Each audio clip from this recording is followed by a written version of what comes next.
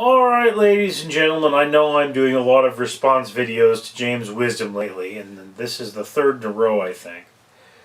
But James brought up an interesting point, and it's been in the news, and I recalled it, so I may as well make a video. I may try to make a video before, but it's a very emotional topic to me. See, he was discussing the game Detroit Becoming Human, and in that game there is a lot of child abuse, or there's this situation is that you play as a android who makes a decision to either kill a child abuser or to sit by and watch the child be abused, possibly killed.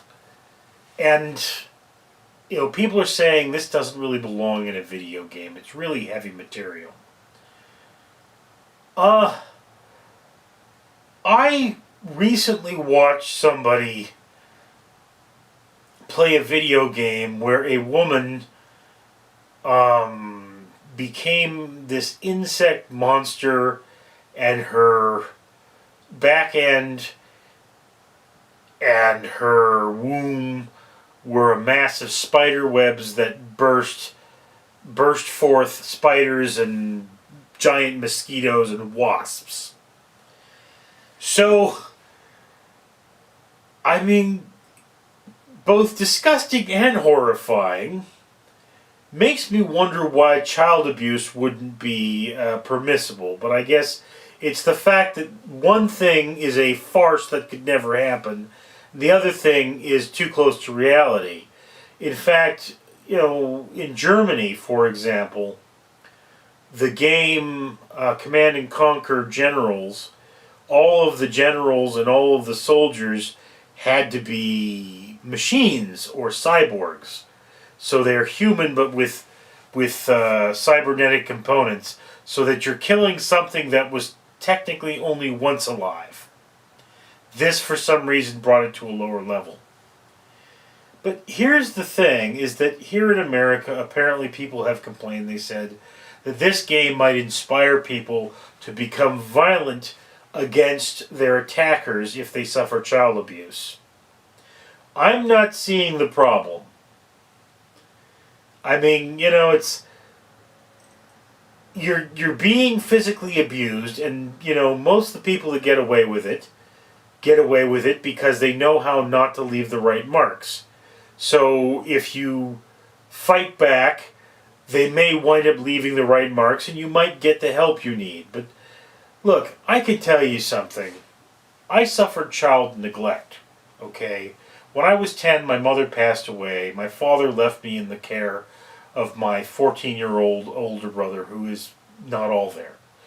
And I can tell you, by the time I was 18, the way I like to express it is that it didn't matter how many blankets I used, the cold was on the inside. My body had just given up. And I was having this terrible trouble, and I'm still dealing with today, and that's 20 years later. So, there's that. And you ask yourself very simply, well, in this game, you're asked to make a moral decision. And these hypothetical moral decisions are important. Here is a video game that's obviously not for children. It's graphic. There are people that will be traumatized by playing it, that will have major problems.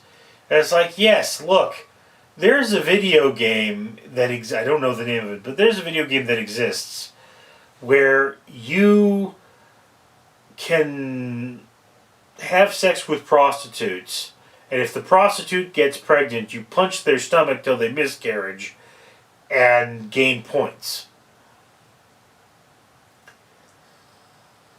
So, what's the problem with the realistic scenario here?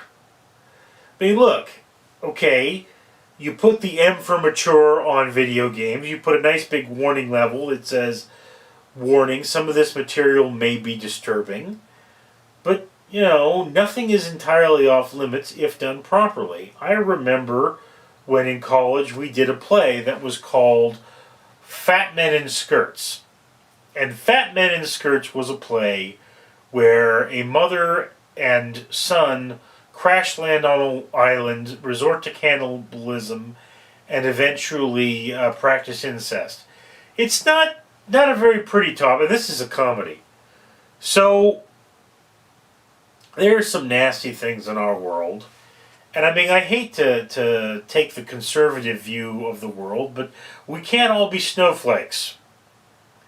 Sometime we have to deal with the fact that the world is a nasty place, and stuff does happen. Anyway, that's my opinion. And I know it doesn't really resolve this issue without playing the game, or at least seeing a walkthrough of the game. I can't give a definitive, well, this is appropriate for this group of people or not.